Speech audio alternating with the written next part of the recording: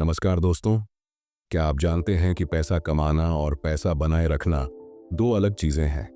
कई लोग लाखों करोड़ों कमा लेते हैं लेकिन फिर भी अमीर नहीं बन पाते। मॉर्गन हाउसेल की बेस्ट सेलर किताब द साइकोलॉजी ऑफ मनी हमें यह सिखाती है कि धन के साथ सही मानसिकता कैसे विकसित करें। इस वीडियो में हम इस किताब के सबसे महत्वपूर्ण 10 सबक को गहराई से समझेंगे, हकीकत के उदाहरणों के साथ। तो इस वीडियो को पूरा देखिए और धन को सही तरीके से संभालना सीखिए। 1. कोई पागल नहीं है। No one's crazy. हम में से हर कोई पैसा कमाने और खर्च करने के अलग अलग तरीके अपनाता है। कोई बचत को प्राथमिकता देता है तो कोई निवेश में विश्वास रखता है। कुछ लोग अपनी कमाई का बड़ा हिस्सा अनुभवों पर खर्च करना पसंद करते हैं, जबकि कुछ लोग सुरक्षा के लिए बैंक बैलेंस बढ़ाने में लगे रहते हैं। ये वित्तीय आदतें न केवल हमारी परवरिश और सामाजिक परिवेश पर निर्भर करती हैं, बल्कि हमारे जीवन के अनुभवों और डर पर भी आधारित होती हैं। उदाहरण के लिए, जिसने बचपन में वित्तीय संकट देखा है, वह भविष्य में पैसे बचाने को प्राथमिकता देगा। वहीं जिसने स्टॉक मार्केट से अच्छा मुनाफा कमाया है, वह जोखिम लेने में ज्यादा सहज महसूस करेगा। इसी तरह कुछ लोग महंगे ब्रांड्स और लग्जरी चीजों पर खर्च करने को बेकार मान सकते हैं, जबकि दूसरों के लिए यह सफलता और आत्मविश्वास का प्रतीक हो सकता है। इसका मतलब यह नहीं कि कोई सही है और कोई गलत। हर व्यक्ति अपने जीवन के अनुभवों के आधार पर आर्थिक फैसले लेता है और उन्हें उसी हिसाब से तर्कसंगत लगता है। अगर कोई व्यक्ति महंगी गाड़ियां खरीदता है तो हो सकता है कि वह इसे अपने सपनों की पूर्ति मानता हो। वहीं कोई साधारण जीवन जीकर फाइनेंशियल फ्रीडम को प्राथमिकता दे सकता है। इसलिए जब हम किसी और के पैसों से जुड़े फैसलों को देखते हैं तो हमें समझना चाहिए कि हर किसी का अपना नजरिया और वित्तीय सफर अलग होता है। कोई भी पागल नहीं है। हम सब बस अपनी परिस्थितियों के हिसाब से सबसे सही फैसला लेने की कोशिश कर रहे हैं। उदाहरण, राकेश और समीर दोनों एक ही कंपनी में काम करते हैं और समान सैलरी कमाते हैं। राकेश हर महीने पैसे बचाता है और म्यूचुअल फंड में निवेश करता है।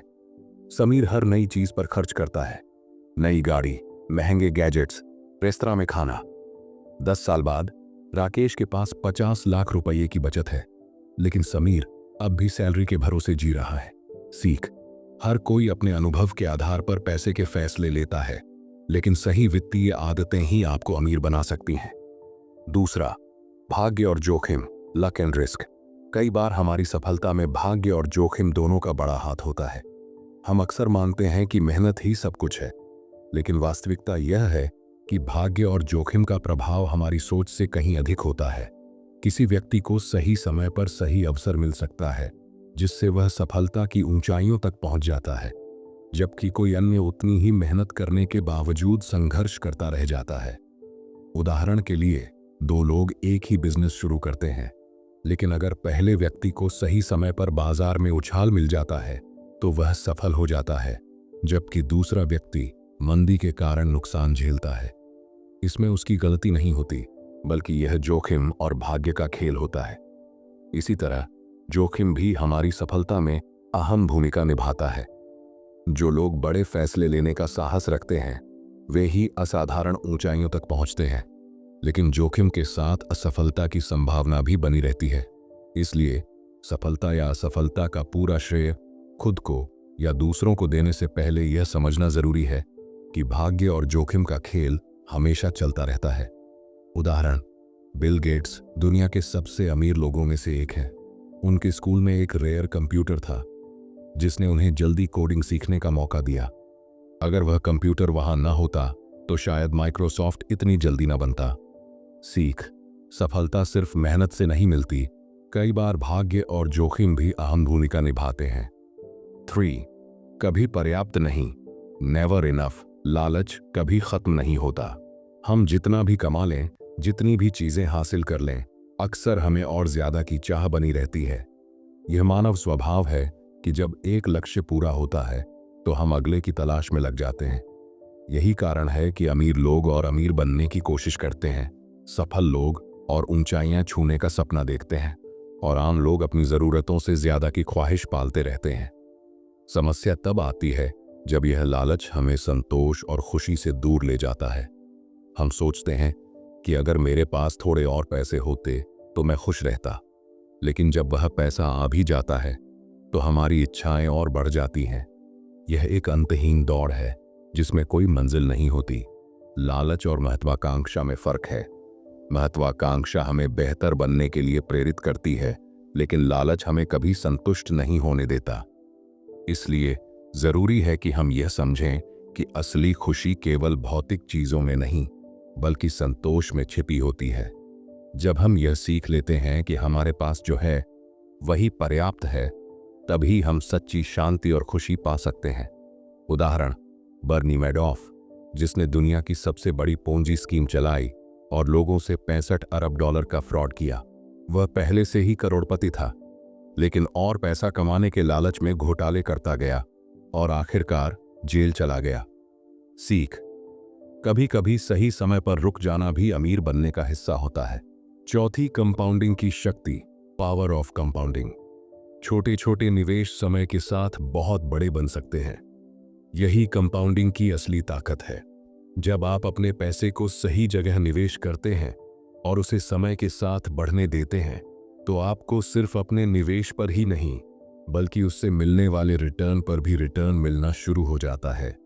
यही चक्र बार बार दोहराया जाता है, जिससे छोटी रकम भी बड़ी पूंजी में बदल जाती है। उदाहरण के लिए, अगर कोई व्यक्ति हर महीने सिर्फ 1000 रुपये निवेश करता है और इसे 30 साल तक सालाना 12% की दर से बढ़ने देता है, तो वह कुल 3,66,000 निवेश करेगा। लेकिन कंपाउंडिंग के कारण यह रकम करीब 33 लाख तक पहुंच सकती है।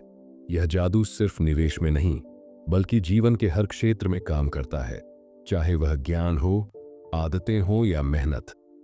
लेकिन कंपाउंडिंग का असली फायदा उठाने के लिए सबसे जरूरी चीज है धैर्य और समय। कई लोग शुरुआत तो करते हैं, लेकिन थोड़े समय में रिटर्न न मिलने पर बीच में ही छोड़ देते हैं। कंपाउंडिंग का असर शुरुआती सालों में धीमा दिखता है, लेकिन समय के साथ यह तेजी से बढ़ता है। इसलिए चाहे पैसा हो या ज्ञान, छोटी शुरुआत करें, लगातार सुधार करें और धैर्य रखें, क्योंकि कंपाउंडिंग की शक्ति आपको वह सफलता दिला सकती है जिसकी आपने कभी कल्पना भी नहीं की होगी। और सीख, जल्दी निवेश शुरू करें और धैर्य रखें, पैसा अपने आप बढ़ेगा। 5वां, अमीर बनना बनाम अमीर बने रहना, getting wealthy versus staying wealthy. पैसा कमाना आसान हो सकता है, लेकिन उसे बनाए रखना मुश्किल। कई लोग कड़ी मेहनत, टैलेंट या भाग्य के सहारे अमीर बन जाते हैं, लेकिन असली चुनौती उस संपत्ति को बनाए रखने की होती है। उदाहरण के लिए, महान बॉक्सर माइक टायसन ने अपने करियर में 400 मिलियन से ज्यादा कमाए, लेकिन गलत फैसलों, फिजूल खर्ची और खराब वित्तीय प्रबंधन की वजह से वह 30 साल की उम्र में दिवालिया हो गए। इसी तरह लॉटरी जीतने वाले कई लोग कुछ ही सालों में कंगाल हो जाते हैं, क्योंकि वे पैसा कमाने की बजाय खर्च करने पर ध्यान देते हैं। अमीर बने रहने के लिए सिर्फ पैसा कमाना ही काफी नहीं है, बल्कि वित्तीय अनुशासन, सही निवेश और खर्चों पर नियंत्रण भी जरूरी है। अमीर लोग जो अपनी संपत्ति बनाए रखते हैं, वे जोखिमों को समझते हैं, बचत को प्राथमिकता देते हैं और अपने पैसे को सही जगह निवेश करते हैं। इसलिए अमीर बनने से ज्यादा महत्वपूर्ण है फाइनेंशियल सस्टेनेबिलिटी, यानी धन को लंबे समय तक बनाए रखना। पैसा कमाने के लिए मेहनत करनी पड़ती है, लेकिन उसे बचाने और बढ़ाने के लिए समझदारी, धैर्य और सही फैसले लेना अनिवार्य है। पैसा कमाना आसान हो सकता है, लेकिन उसे बनाए रखना मुश्किल। सीख, पैसा सिर्फ कमाने से नहीं, बल्कि सही निवेश और बचत से टिकता है। 6, दिखावे से बचें, स्टॉप चेसिंग स्टेटस। अमीर दिखने और अमीर बनने में बहुत फर्क होता है। आजकल सोशल मीडिया और समाज में दिखावा एक बड़ी समस्या बन गई है। लोग अपनी वास्तविकता से ज्यादा अपने बाहरी प्रदर्शन पर ध्यान देते हैं। अच्छे कपड़े, महंगी गाड़ियां और शान शौकत दिखाने से यह भ्रम पैदा हो सकता है कि व्यक्ति अमीर है, लेकिन असल में यह सिर्फ एक दिखावा हो सकता है। अमीर दिखने का मतलब यह नहीं है कि आप सच में समृद्ध हैं। बहुत से लोग अपनी आय से ज्यादा खर्च करते हैं, सिर्फ ताकि वे दूसरों के बीच एक विशेष स्थिति कायम कर सकें। लेकिन यह तरीका केवल अस्थायी संतुष्टि देता है और लंबे समय में वित्तीय संकट का कारण बन सकता है। असल अमीरी तब आती है जब आप अपने पैसे को समझदारी से खर्च करते हैं, बचत करते हैं और उसे निवेश कर बढ़ाते हैं।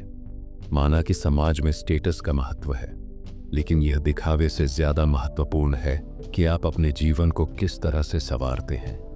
अगर आप वास्तविक संपत्ति चाहते हैं तो आपको दिखावा छोड़कर ठोस वित्तीय रणनीतियों पर ध्यान केंद्रित करना होगा। असल अमीर वही होते हैं जो अपनी संपत्ति को सही तरीके से प्रबंधित करते हैं, न कि वे जो महंगे सामानों से अपनी स्थिति दिखाते हैं। अंत में याद रखें कि दिखावे का कोई अंत नहीं होता, लेकिन वास्तविक संपत्ति एक स्थिर और मजबूत भविष्य की नींव बनाती है। उदाहरण, वॉरेन बफेट जो अरबों की संपत्ति के मालिक हैं, आज भी पुरानी कार चलाते हैं और साधारण घर में रहते हैं, जबकि कई सेलिब्रिटीज जो महंगी गाड़ियों और बड़ी हवेलियों में रहते हैं कुछ साल बाद दिवालिया हो जाते हैं। सीख, अमीर बनने से ज्यादा जरूरी है अमीर बने रहना। 8वां, बचत सबसे बड़ा हथियार, सेविंग इज की। पैसे को सिर्फ खर्च करने के लिए मत कमाओ, बचत भी करो। इमरजेंसी फंड बनाओ ताकि बुरे वक्त में किसी से उधार न लेना पड़े। बचत सबसे बड़ा हथियार, सेविंग इज की। पैसे को सिर्फ खर्च करने के लिए मत कमाओ, बचत भी करो। बचत एक ऐसा हथियार है जो बुरे वक्त में हमारी मदद करता है। जब हम रोजाना अपने खर्चों को देखते हैं तो अक्सर यही लगता है कि पैसे कमाने का उद्देश्य केवल जरूरतों को पूरा करना है, लेकिन असल में बचत भी उतनी ही महत्वपूर्ण है। इमरजेंसी फंड बनाने से आप खुद को वित्तीय संकट से बचा सकते हैं और बुरे समय में किसी से उधार लेने की जरूरत नहीं पड़ेगी।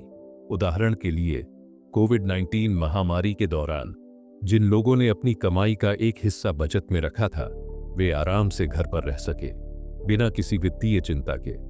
वे जानते थे कि उनके पास इमरजेंसी फंड है जो उन्हें महीनों तक आराम से चलता रहेगा। लेकिन जिनके पास बचत नहीं थी, उन्हें तुरंत कर्ज लेना पड़ा या फिर नौकरियों के लिए संघर्ष करना पड़ा। उनका जीवन अस्थिर हो गया और उन्हें वित्तीय संकट का सामना करना पड़ा। इसलिए पैसे कमाना सिर्फ खर्च करने के लिए नहीं है, बल्कि उसे बचाना भी उतना ही महत्वपूर्ण है। यह भविष्य के लिए सुरक्षा की तरह काम करता है। इमरजेंसी फंड बनाना और बचत की आदत डालना एक समझदारी भरा कदम है जो आपको आर्थिक तनाव से बचा सकता है। सीख, हर महीने अपनी सैलरी का कम से कम 20% बचाओ, चाहे कुछ भी हो। 8, लंबी अवधि की सोच अपनाएं। Think long term. शेयर बाजार या निवेश में छोटी मोटी गिरावट से डरने की जरूरत नहीं है। निवेश में सफलता का सबसे महत्वपूर्ण सिद्धांत लंबी अवधि की सोच है। अक्सर लोग बाजार में थोड़ी गिरावट देखकर घबराते हैं और तुरंत अपने शेयर बेच देते हैं, जिससे उन्हें नुकसान होता है। लेकिन असली धन लंबे समय तक धैर्य बनाए रखने में है।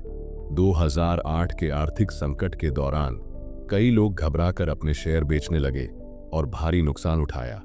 लेकिन जिन्होंने धैर्य रखा और अपने निवेश को बने रहने दिया, वे 10 साल बाद करोड़पति बन गए। इस समय में बाजार ने वापसी की और उन निवेशकों को बड़ा मुनाफा हुआ। निवेश एक यात्रा है और इसमें उतार चढ़ाव आना स्वाभाविक है। अगर आप लंबी अवधि के लिए सोचते हैं तो आप इन छोटे बदलावों से नहीं डरेंगे। धैर्य और समय के साथ निवेश का असली लाभ मिलेगा। यह जरूरी है कि आप अपने निवेश के साथ विश्वास रखें और फालतू घबराहट से बचें। निवेश करते समय हमेशा सोचें, क्या यह मुझे 5 से 10 साल बाद फायदा पहुंचाएगा? तभी आप एक सशक्त निवेशक बन सकते हैं। शेयर बाजार या निवेश में छोटी मोटी गिरावट से डरने की जरूरत नहीं। सीख, धैर्य रखें, पैसा अपने आप बढ़ेगा। अगर आपको यह वीडियो पसंद आई तो इसे लाइक करें, शेयर करें और चैनल को सब्सक्राइब करना ना भूलें। आपकी क्या राय है? क्या आपने इस किताब से कुछ सीखा है? कमेंट में बताइए। मिलते हैं अगली बुक समरी के साथ। धन्यवाद।